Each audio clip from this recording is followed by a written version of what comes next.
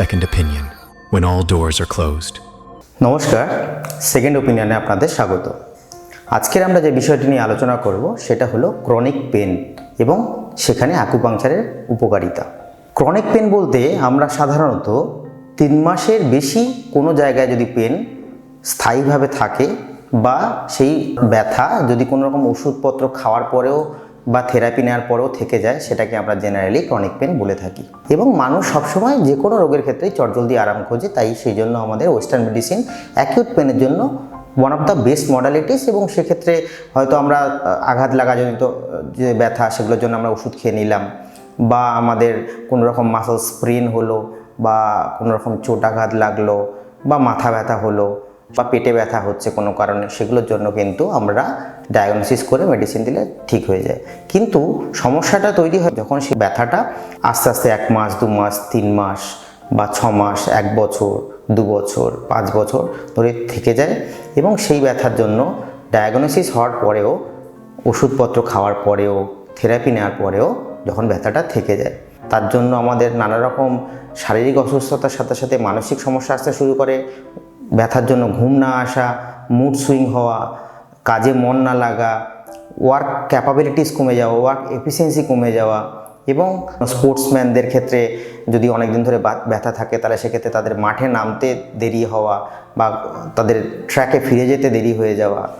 এই সমস্ত ক্রনিক পেনের ক্ষেত্রে মোস্টলি মাস্কুলোস্কেলিটাল প্রবলেম যদি আমরা ভাবি, সেগুলোর ক্ষেত্রে আমরা এখন সাধারণত ফিজিওথেরাপি বা ম্যানুয়াল থেরাপির সাহায্য নিয়ে থাকি। ফিজিওথেরাপি বা ম্যানুয়াল থেরাপি আপনাকে অবশ্যই করতে হবে, কারণ যে কোনো ক্রনিক ব্যথা যদি মাস্কুলোস্কেলিটাল সিস্টেমের কোনো রকম ব্যথা হয়, সেক্ষেত্রে exercise is one of the best modality. কিন্তু বেশ কিছু ক্ষেত্রে দেখা যায় যে তার সাথে সাথে এমন কিছু জিনিস থাকে যেগুলো সাধারণভাবে শুধুমাত্র এক্সারসাইজের দ্বারা যেতে চায় না। সেক্ষেত্রে আমরা ওষুধপত্র নিলেও যাচ্ছে না, এক্সারসাইজ করলেও যাচ্ছে না। তাহলে সেক্ষেত্রে আমাদের উপায় কী? আমরা তখন সেক্ষেত্রে দিশাহারা হয়ে পড়ি। আমরা নানা রকম কনসালটেশন নিতে থাকি, কোনোটাতেই খুব একটা এফেক্টিভ আমাদের হয় না। এক্ষেত্রে অ্যাকিউপাংচার কিন্তু খুব ভালো একটা মডালিটি যে কোনো ধরনের ক্রনিক পেনে, বি ইট মাস্কুলোস্কেলিটাল, বি ইট নিউরোলজিক্যাল, বি ইট আদার্স। আমি ধাপে ধাপে যদি বলি, মাস্কুলোস্কেলিটাল সিস্টেমের মধ্যে সবথেকে বেশি ক্রনিক পেনের মধ্যে মানুষ যেটা ভোগে সেটা হলো কোমরের ব্যথা বা ঘাড়ের ব্যথা বা কাঁধের ব্যথা। কোমরের ব্যথা কী কারণে হয় সেই ডায়াগনোসিস করাটা খুব ইম্পর্টেন্ট। আমি প্রথমেই বললাম, অ্যাকিউট কোনো কোমরের ব্যথা চোটে বা ধরুন কোনো রকম হঠাৎ করে চোট লেগেছে বা পেয়েছে, সেক্ষেত্রে হয়তো আমরা কিছুদিনের জন্য ওষুধপত্র খেতে পারি। কিন্তু যখন ব্যথাটা ক্রনিক হয়ে যাচ্ছে, সেগুলোর কারণ হিসাবে 70 থেকে 80% ক্ষেত্রে আমাদের কিন্তু মায়োফেশিয়াল পেন সিনড্রোম হয়। মানে আমাদের মাসল পুলিং হয়, বা আমাদের বসা, চলাফেরা বা কোনো রকম পোস্চুরাল ডিফর্মিটির জন্য মাসেলের স্ট্রেন হতে পারে। এবং মাসেলের উপরে যে পর্দা, এই জায়গাগুলোর থেকে যে প্রবলেমটা, সেটাকে আমরা সামগ্রিকভাবে মায়োফেশিয়াল পেন সিনড্রোম বলি। এই ধরনের ব্যথাগুলো জেনারেলি এক্সারসাইজ করালে বেশ অনেক দিনই লাগে সেগুলো থেকে ঠিক হতে। বেশ কিছু ক্ষেত্রে ভালো হয়, কিন্তু এর সাথে যদি আমরা একটু আকুপাংচার দিতে পারি। আকুপাংচার কীভাবে সাহায্য করে? এখানে মায়োফেশিয়াল পেন সিনড্রোমের ট্রিগার পয়েন্ট তৈরি হয়ে যায় অনেকগুলি জায়গায়। সেই ট্রিগার পয়েন্টগুলিতে যদি আমরা আস্তে আস্তে নিডিলগুলো দিতে পারি ঠিক জায়গায়, তাহলে সেখানকার ট্রিগার পয়েন্টগুলো রিলিজ হয়ে যায়। এবং সঠিক পয়েন্টে, বিন্দুতে আকুপাংচার দেওয়ার ফলে ওই জায়গাটাতে ভাস্কুলারিটিটা বেড়ে যায়, রক্ত সংবহন বেড়ে যাওয়ার ফলে ওইখানকার যে ইনফ্লেমেটরি এক্সুডেটস বা যে মাসেল স্প্রেন বা স্ট্রেনের জন্য যে হিলিং কাসকেডটা যেটা বন্ধ হয়ে গেছিলো, সেইটা আবার শুরু হয়ে যাওয়া। এবং তার সাথে সাথে ওইখানটাতে আমাদের অ্যাকুপাংচারের ফলে পেন সেন্সিটিভিটিটাও আমাদের কিন্তু কমিয়ে ফেলা যায় পেশেন্টের, নিউরোমডুলেশন করে। এবং আমাদের যে ইন্ডোজেনাস যে সিস্টেম আছে পেন মেডিসিনের, এন্ডরফিন, এনকেফালিন লাইক সাবস্টেন্স রিলিজ করা, এইভাবে সামগ্রিকভাবে কিন্তু আমরা পেন কমাতে পারি, মাসেলের ভাইটালিটিটা বাড়াতে পারি। ওই জায়গাটাতে ব্লাড ফ্লো বাড়ানোর ফলে মাসেলের গ্রোথ বা লোকাল যে ইনজুরি হয়েছে তার হিলিংটাতেও কিন্তু এগুলোতে সাহায্য করে। তাহলে এইভাবে এর সাথে সাথে যদি আমরা অ্যাকুপাংচারের সাথে যদি এক্সারসাইজ, ফিজিওথেরাপি এগুলো করতে পারি, তাহলে খুব তাড়াতাড়ি ওই জায়গাটাগুলো হিল করে এবং ব্যথাটা আস্তে আস্তে চলে যায়।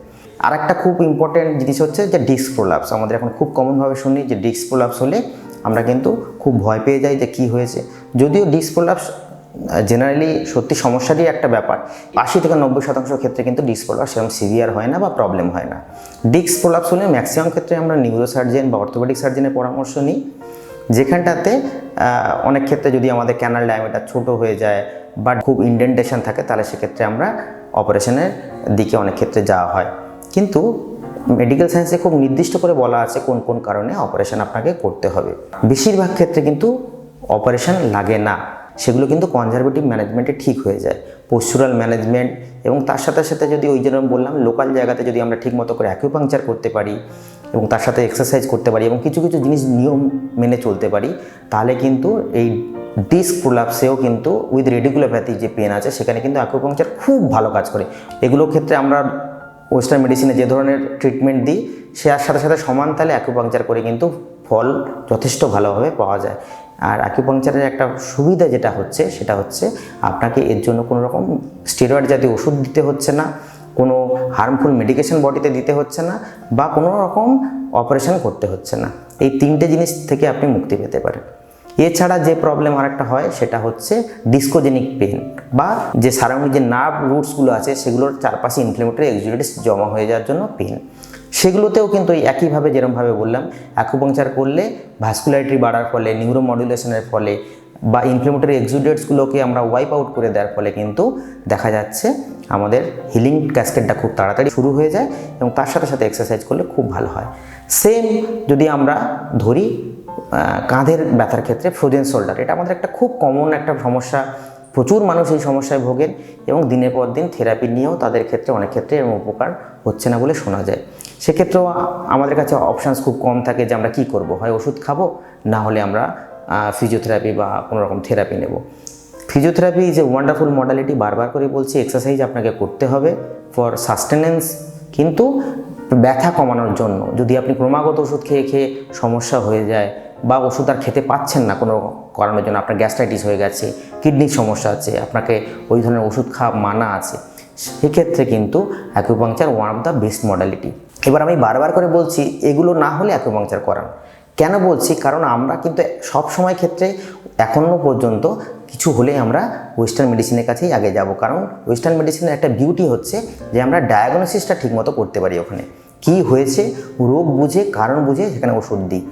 এর একটাই ফ্যালাসি যদি বলি, ফ্যালাসিটা হচ্ছে ক্রনিক যখন হয়ে যায় ডিজিজটা, তখন যেহেতু এটা একটা রিডাকশানিজম একটা সায়েন্স, সেক্ষেত্রে আমাদের ওষুধ দেওয়া ছাড়া আমাদের হাতে কিছু করার থাকে না, বা অপারেশন করে দেওয়া ছাড়া।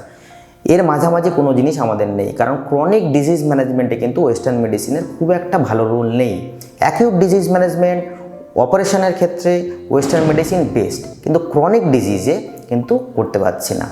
এক্ষেত্রে আমরা যারা ওয়েস্টার্ন মেডিসিনের ডাক্তার অনেকেই বলে থাকেন যে অন্য ধরনের মডালিটি সম্বন্ধে আমরা একটু স্কেপটিক্যাল হই। কেন স্কেপটিক্যাল হই?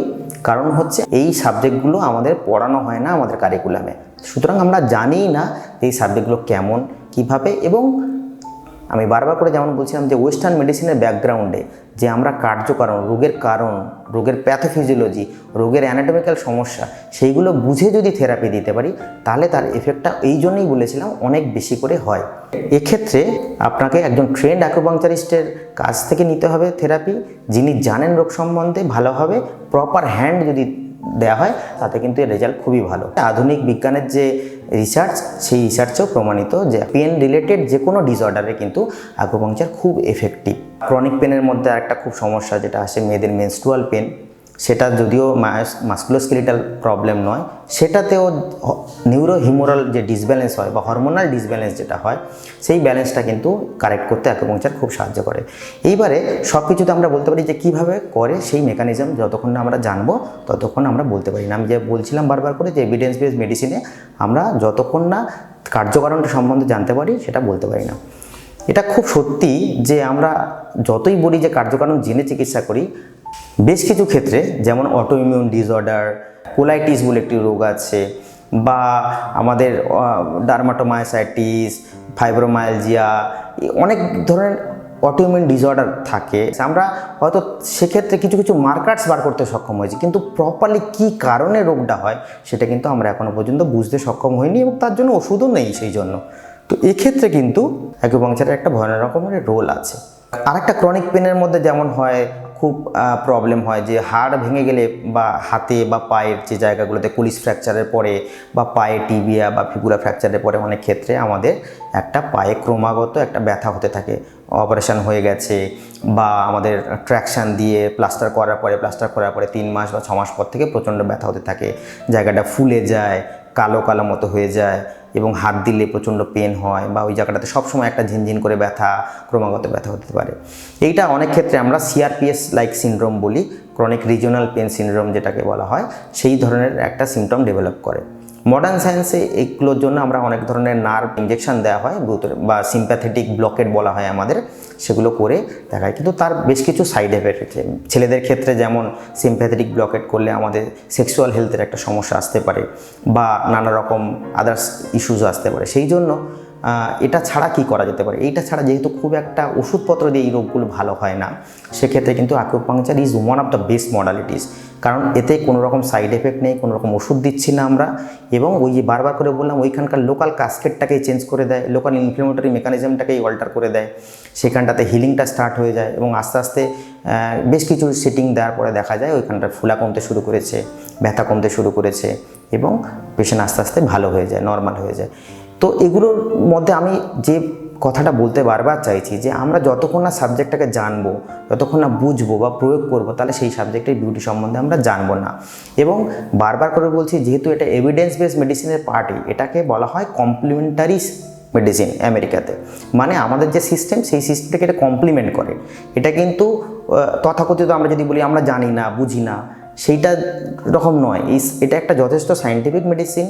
এটাকে যদি সঠিকভাবে প্রয়োগ করা যায়, এটা কিন্তু মাল্টি মডেল, মানে বিভিন্ন রোগের ক্ষেত্রে এটা উপযোগী, এবং সেটা যদি সঠিকভাবে প্রয়োগ করা যায় খুব ভালোভাবে কাজ করে।